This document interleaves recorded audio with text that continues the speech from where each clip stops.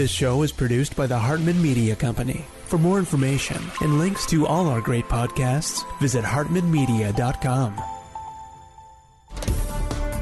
Welcome to The Holistic Survival Show with Jason Hartman. The economic storm brewing around the world is set to spill into all aspects of our lives. Are you prepared? Where are you going to turn for the critical life skills necessary to survive and prosper? The Holistic Survival Show is your family's insurance for a better life. Jason will teach you to think independently, to understand threats, and how to create the ultimate action plan. Sudden change or worst case scenario, you'll be ready. Welcome to Holistic Survival, your key resource for protecting the people, places, and profits you care about in uncertain times. Ladies and gentlemen, your host, Jason Hartman. Hey, it's my pleasure to welcome Mike Norman to the show. You may know his name. He's been in the media quite a bit. He's been on Fox for about 10 years, I believe. He is a currency trader and an economist who is a proponent of MMT, that is modern monetary theory. Mike, welcome. How are you? I'm great, Jason. Thank you for having me on your show. It's our pleasure. Give our listeners a sense of geography. Where are you located? New York? Yes, right in New York City in Manhattan. In the Big Apple. Good stuff. In the Big Apple. Well, tell us about MMT. What is MMT? MMT stands for Modern Monetary Theory, and I wouldn't even really classify it as a theory. It is a school of economic thought and really a description of how our modern financial system and monetary system operates. And it's not just applicable to the United States monetary system, but most of the industrialized world. And what it says, or what it explains, is that the governments, the states, the authorities, which are the governments, are the creators of money. The money is not linked to anything. There's no gold standard. There's no fixed exchange regime to some other currency.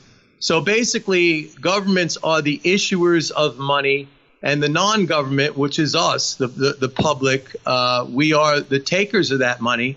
And the government is not constrained in any way in its capacity to issue that money. I mean, we might put political constraints on ourselves, like things like the debt ceiling. And if you want to talk about that at some point, I will. But the government has the power to issue money. And the question is then, what gives the money? And we call it fiat money, right? Money by decree. Congress just decides, hey, we'll raise the debt ceiling, or we'll give $700 billion to the military, and boom, there it is. What gives the money value in a system like that? That would be the obvious question, because people would think, well, if you're just printing money, which is not really an accurate term, but if you want to use that term, printing money, then the money basically would have no value. What imparts value to the money? And MMT explains that when governments levy taxes in any form, it only accepts their currency, their money, for the settlement of tax liabilities. I mean, you could look at a dollar bill. It says right on there, for the payment of debts, all debts, public and private. It's really the word public in that statement that's important, because everybody knows, if you have a debt to the government, let's say you owe taxes, you have to pay that. If you don't pay that, bad things could happen to you. So that creates a demand for the money. Also things like, fines and fees and licenses, that also creates demand for the money. But basically, taxation is what imparts demand for the money. But let's understand that because the government is the issuer, it does not need to collect taxes to spend. But there has to be taxes in some form in order to create demand for that money. So that's basically. That you said it. That's a very interesting thing that you said. The tax system is required to create demand for the money.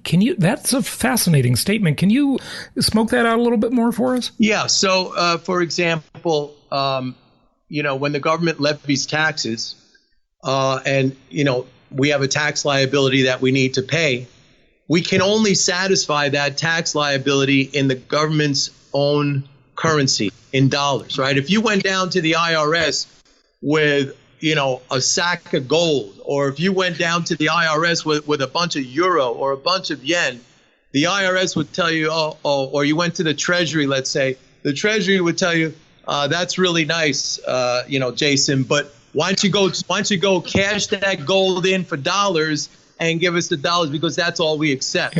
Yeah. Go sell the gold to Peter Schiff and give us the dollars. Yeah, exactly.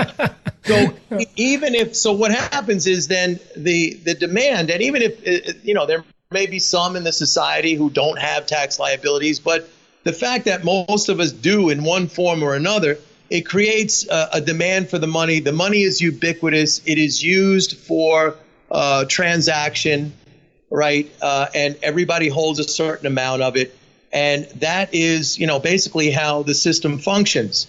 That's the way the taxation imparts the value into the money. Yeah, that's fascinating. So as a thought experiment then, Mike, like if we had the system we have now where the government, issues the currency and there's a central bank and they do their thing together that they do, and we didn't have an IRS, would it not work? I mean, it seems like it would still work. It would still work to a degree, but without the government, let's say, draining away some of that currency in the form of taxation or in some other form, then you'd have the value of the currency would lessen. Okay, so when taxes are levied, it creates that demand, and that demand keeps the value of the currency relatively stable. Now, of course, things could fluctuate,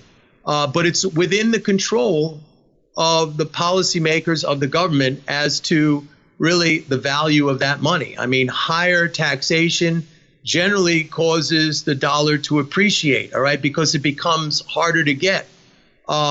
Less taxation basically allows the currency to circulate more freely in the economy. You ordinarily have usually a stronger economy under that condition. People have more money to consume and invest. And so it can be regulated in that manner. I know a lot of people who are critical of this type of a system, let's say people who would like to go back on a gold standard or some sort of a fixed exchange rate. The trade-off in a system like that is under a gold standard, your money is finite. There is a finite quantity of money. And in effect, how does a gold standard work? It limits the quantity of money. You need to have physical gold to back your money. So under a system like this, which we have had, various times throughout history, and basically which has never really held up over long periods of time because of the finite nature, you get people who are powerful, connected, influential, who tend to be able to accumulate larger amounts of the money. So when you have a finite, think of a pizza, you only have a certain number of slices in there.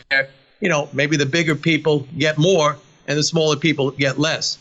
Under a system of fiat money, the government has the ability to make the national investments and spend in the public purpose to the degree that it wants.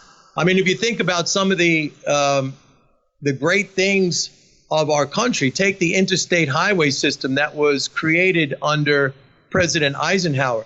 That was financed through deficit spending. So, and that created real wealth. I mean, the roads and the highways of the nation, everything that you have, everything that anyone has, came to them in one form or another over a highway or a road. So, that's real wealth. That's real capital that brings us the goods and services that we need to consume and use in our everyday lives, which define our level, our standard of living. Very important to make those investments as a nation. When you have a fixed monetary system, it becomes a little bit harder. Under the old system of the gold standard, the government needed gold to back the issuance of money. And if it did not have that gold, what we saw during the period of the 19th century was with such regularity, rolling depressions and recessions almost like clockwork every 10 years, just because there wasn't enough money. There wasn't enough money in circulation. There wasn't enough liquidity. to keep the economy sustained, to keep people employed. And you had these crashes and these sort of boom and bust cycles with unbelievable regularity during the 19th century when we were on the gold standard. So are the cycles less severe or less regular now than they were back then? I mean, were they, because back then you had this fixed system, this kind of closed system, if you will, and we don't have that anymore. So was it worse? I mean, people would complain that there are cycles now and it's bad, but was it worse then? It was much worse then. It was much worse then. I think between, the early 1800s till about 1913 with the establishment of the Fed, we probably went through a dozen or more major depressions, really. I mean, we can't even really call them recessions. They were major depressions.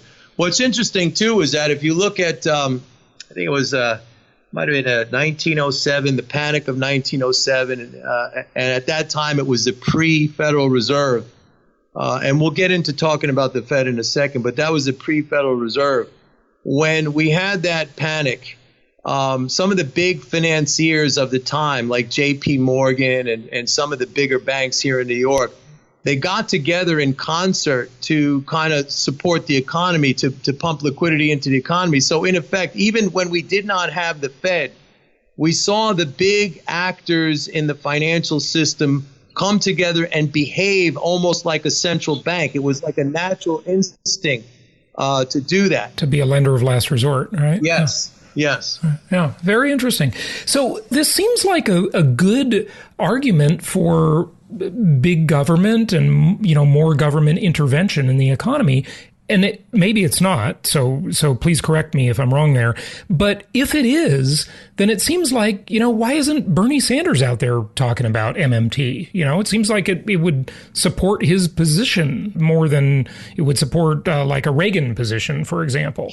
Well, Bernie Sanders, he was quite close to the MMT line. As a matter of fact, his chief economist, who I know, this lady by the name of Stephanie Kelton, she's a professor at University of Missouri at Kansas City, and that's like a hotbed of MMT teaching and thought. I mean, she was his chief economist. Bernie went only so far with the MMT proposals and ideas. But yeah, he went off course. I mean, he did talk about, he did say things, unfortunately, I thought, which, were not correct, but things about, he wanted to do, like, let's say free education, but if we give it too much, it's going to bankrupt the country. Or he wanted Medicare for all. He's still proposing Medicare for all, which I think is a fantastic idea. And I think that's what most people in America want. But, you don't say things like it's going to bankrupt the country, because that's just patently false.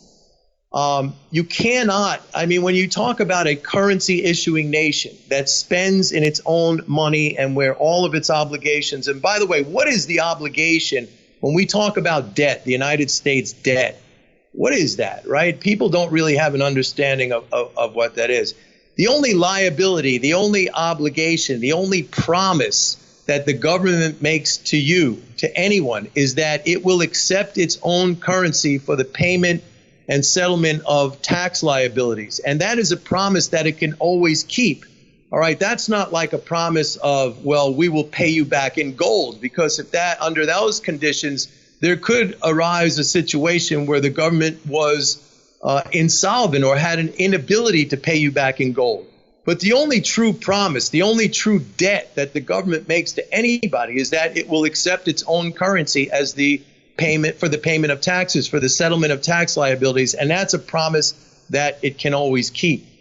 When we talk about the national debt, it is not a debt in the sense that most people think of debt. Like, if you have a debt to the bank or whatever, to a creditor, you are not an issuer of currency. You need to get that money or whatever it is to satisfy that debt. All right. You have to physically have that to satisfy the debt.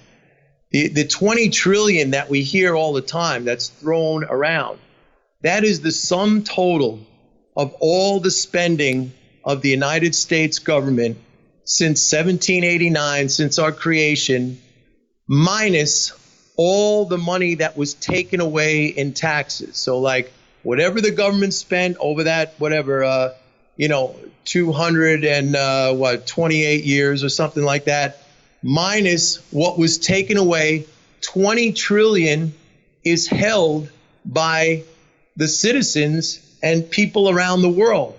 So that is not what we owe. That is what we own. Okay, that's money we hold on to right now, which has not been turned back in for the payment of taxes, and it might never be turned back in for the payment of taxes. That is part of our wealth. That is not a debt. And that wealth is held in the form of a government security, simply because a government security, what is a government security? What is a treasury? A treasury is a US dollar that pays some interest. They're interchangeable.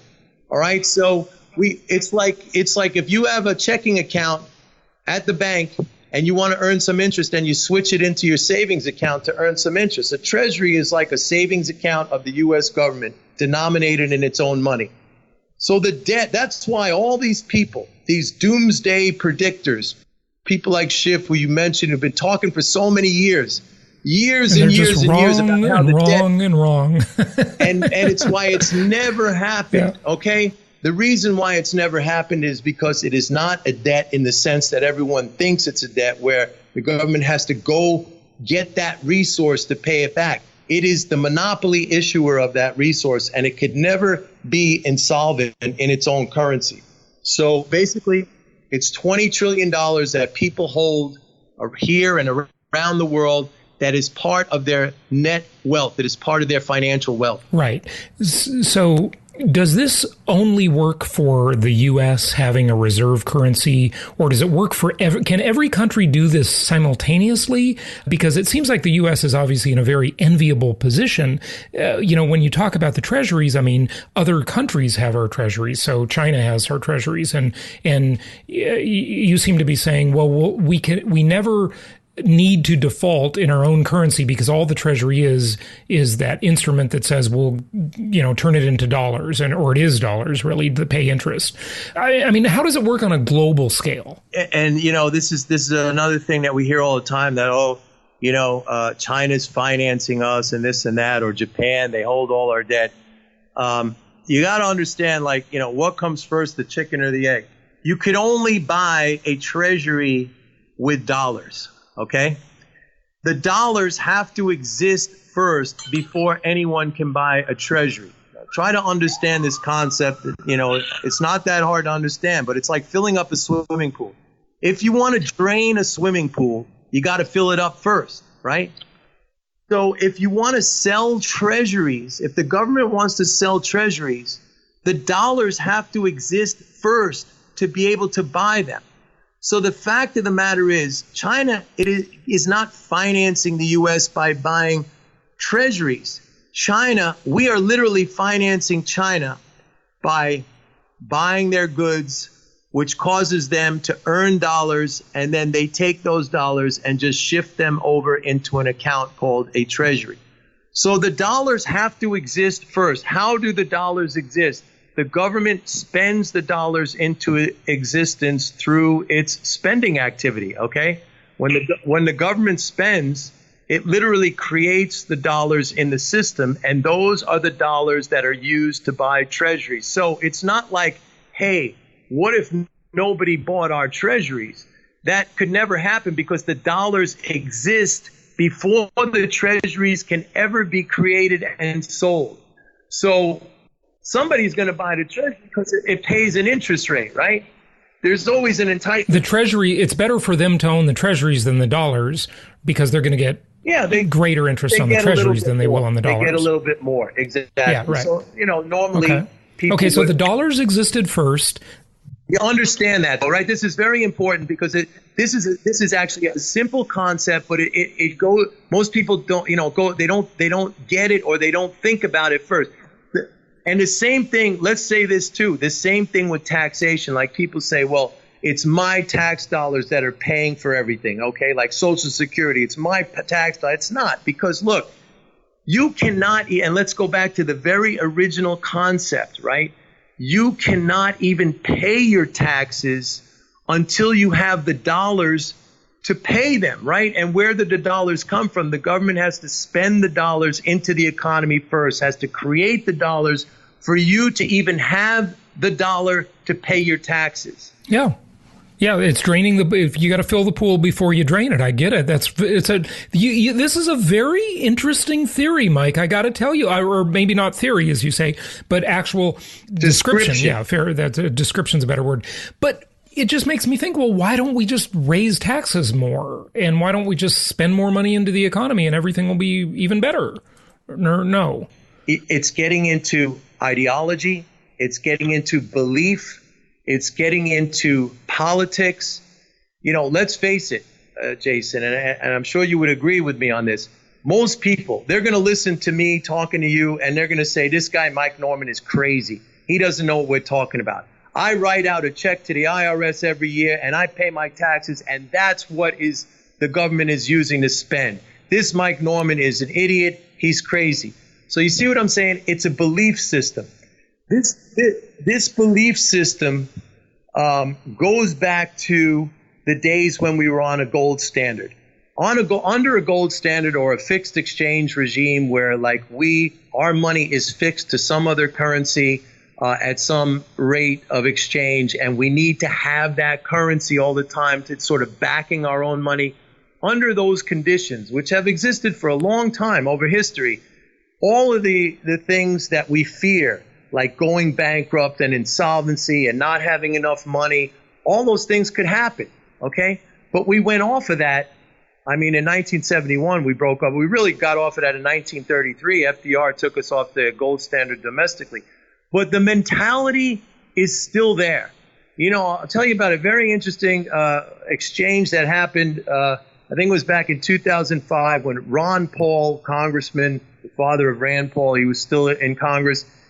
He was in a hearing with Alan Greenspan, who was the chairman of the Federal Reserve at the time. And Ron Paul, he's a big gold bug, this Ron Paul. He's always like, we got to go back on the gold standard. We got to go back on the gold. So he asked Greenspan, don't you think we ought to go back on the gold standard? And here's what Greenspan said. He said, no, I don't think so, because anyway, we still behave as if we are. You get that? We still act, even though we have unlimited capacity to make the investments, the national investments, we rebuild our infrastructure, right? Do healthcare, education, basic science and research, all the things that make a great country and a high standard of living. We have the capacity to do that. And by the way, none of that is inflationary, because when you're creating new capital, when you're creating real things, stuff, a new supply, a greater supply of things, then the prices stay level. I mean, they don't go up, right? If you create more output, even if it takes more money, if more output is created at the same time, right? The supply grows, the price is not going to go up. Everybody understands supply and demand. If there's more supply of whatever, bananas in the supermarket, what happens? The price goes down. It doesn't go up, right? So we have that capacity, but you asked the question, well, why don't we just do it? We don't just do it because our deeply held beliefs, most people, and I'm sure if you go around and you ask people, and people are they're gonna comment on this interview, they're gonna write in, they're gonna call in, whatever, and they're gonna say this guy Mike Norman's crazy, but they're gonna say that because they're still stuck sort of in that gold standard mentality when they think, we're digging our money up out of the ground, and hey, if we're not digging our money up out of the ground, then we're gonna end up being Weimar, Germany, or Zimbabwe. And both of those analogies are completely inapplicable to our situation. I mean, you're talking about very rare. You want to know something? Look at Japan. You asked me before, do you have to be to get... Yeah, Japan's got mountains of debt, right? And but it's all yen, right? Japan has literally printed quadrillions of yen. We're not even trillions. You can't even imagine the number. And they're dying to get a little bit of inflation. They're like, we want some inflation. Why can't we get, because they're not, the money's just piling up in the banking system. It's not really being spent into use, okay? Same thing, like, remember what happened here in the financial crash in 2007 to 2009? and the Fed started to engage in all these extraordinary monetary operations. Right. They started Operation Twist and QE. And QE and all these people like Schiff again and everybody else. And even, let me tell you, even some very, very well-known, economists, they were predicting inflation and even hyperinflation. And at the time I said, it's never going to happen. It's never going to happen, because what the Fed was doing really was a gigantic asset swap, right? They were taking these high-yielding assets, treasuries, out of the economy. They were buying it for themselves, so they were stripping away that income, and they were replacing it with reserves in the banking system, which earned nothing. And you could actually see in that period of time that interest income, plunged way down, and it was not an insignificant amount. It was like 200 billion was sucked out of the economy, taken away. That's like a gigantic tax. So when people thought, oh, there's going to be hyperinflation, they didn't understand that what the Fed was actually doing was like a gigantic tax on the economy. And that's why we never, even with all that trillions that they printed, or whatever you want to say, we never even got economic growth above 3% annually. We kind of crawled along the whole time, because that's exactly what happened. And now, when they're going to do the reverse, and everybody's freaking out because, oh my God, they're going to sell their mountain of treasury. No, they're not. They're going to replace those high-yielding assets back into the economy and take away the low-paying reserves. So this is actually going to be a little bit more inflationary, or way more inflationary, I should say, than their activities and their operations from 2007 until 2015. Yeah, very, very interesting. Mike, just to kind of wrap things up, first of all, you have a YouTube channel. Where can people find that? Yeah, just YouTube/Michael Norman. Okay, Michael Norman. It would seem like your view of the future, I just got to ask you what you think is like coming next, Your view of the future sounds pretty optimistic, I'm thinking, right? You believe in the system we have, and it seems to be serving us well, it sounds like, right? Well, monetarily, I would love to see policy move or embrace MMT, where we're not there.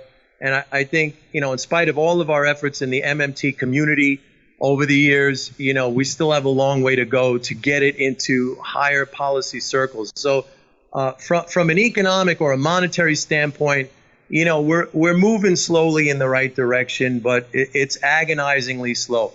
From a geopolitical standpoint, and we could have a whole other show on this, but I'm very concerned because the wars, the Russia phobia, which I think is just insanity and dangerous. The deep state situation that we have going on here, that's a whole separate worry. But from an economic point of view, I'm frustrated. Let me be honest. I'm frustrated because these are not hard concepts to grasp. And I thought after the crash, we'd start to see more of this infiltrate into the policy level. But it's been a tough slog, and I do everything every day to try to get these concepts and these ideas out there, and I'm not going to stop. And I appreciate, you having me on the show to talk about it. Yeah, fascinating talk. Few of my guests have anything really kind of new to say about this stuff. It's kind of like we're rehashing the same thing over and over, and they all have a different take on it and so forth. I know you're definitely not a gold bug. Neither am I. You're probably not a cryptocurrency guy. Neither am I. But stop me when I'm wrong about any of these. What do you think of like Harry Dent, for example? He would have said the Japan problem's a demographic problem. For example. Yeah, his big thing is demographics, right? Yeah, right. To me, the Japan problem in a nutshell is that they have sort of embraced this junk Western economics where they have convinced themselves that, they're out of money.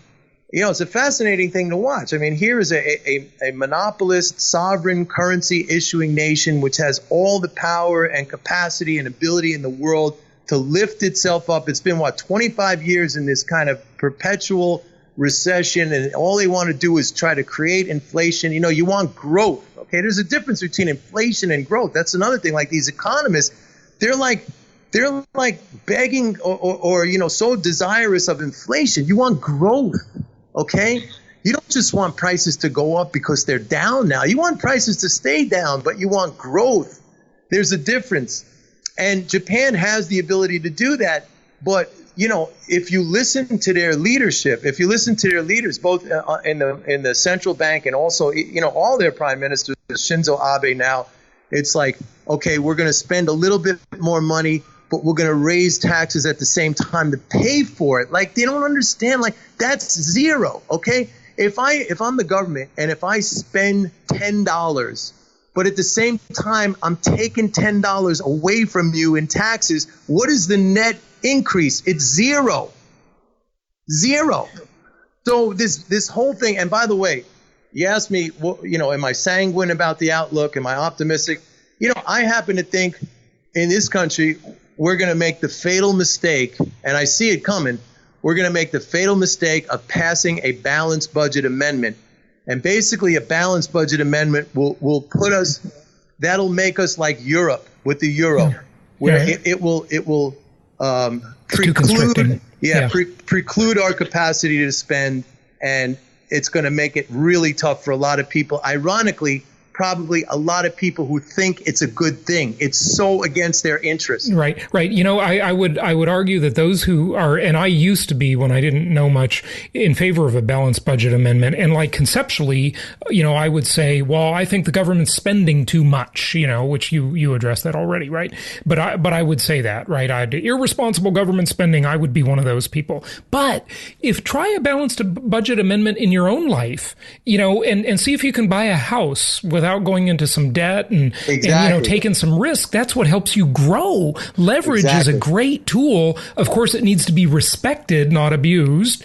But it's a phenomenal tool. I mean, you can do things 10 times faster if you get 90% leverage, right? So, it's not all bad. That's growth.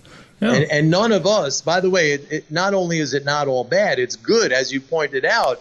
In addition, none of us, when we go into debt, we don't issue our own money, so we don't have that additional benefit of the monopoly issuer, the issuer of the money, the government. So they're in an even better position.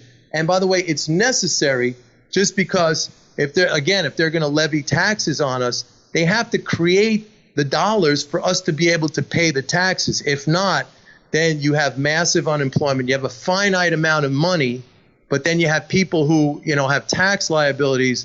What happens? You get kind of this cannibalistic economy. I mean, you can almost see it happening right now. Like with it leads to this kind of very acute income inequality that we're seeing now. It leads to malinvestment. Like, what are we doing now? Like, I can't even drive my car here in New York. The roads are terrible, but yet, there's Wall Street's going crazy. It's all paper transaction.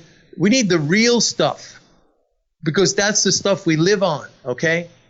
The stuff we consume, the stuff we use every day, that is the definition of our standard of living. I mean, trading stocks, it's nice to have a stock market, but to raise that up as the focal point of the economy when a lot of the rest of the economy needs attention, needs investment, we're basically reducing our standard of living vis-a-vis the rest of the world, at least vis-a-vis other countries that are making those investments. Interesting discussion. Very interesting. Well, I can't wait to check out your YouTube channel and learn more about MMT. Mike Norman, thank you so much for joining us today. Really appreciate, some truly new ideas here. I mean, at least new for my show, because the people that come on are either on the side of, I hate the Fed, be a gold bug type philosophy. And that one never seems to really work right. Or the other side of that equation, which is, spend. And then you have an interesting approach. I really like this MMT stuff. I want to learn more about it. So thank you. All right, Jason, thanks so much for having me on. It was a pleasure. I really appreciated talking to you. Yep. Pleasure was all mine. Thanks, Mike. Thank you so much for listening. Please be sure to subscribe so that you don't miss any episodes. Be sure to check out the show's specific website and our general website, hartmanmedia.com, for appropriate disclaimers and terms of service. Remember that guest opinions are their own, and if you require specific legal or tax advice or advice in any other specialized area, please consult an appropriate professional. And we also very much appreciate you reviewing the show. Please go to iTunes or Stitcher Radio or whatever platform you're using and write a review for the show. We would very much appreciate that. And be sure to make it official and subscribe so you do not miss any episodes. We look forward to seeing you on the next episode.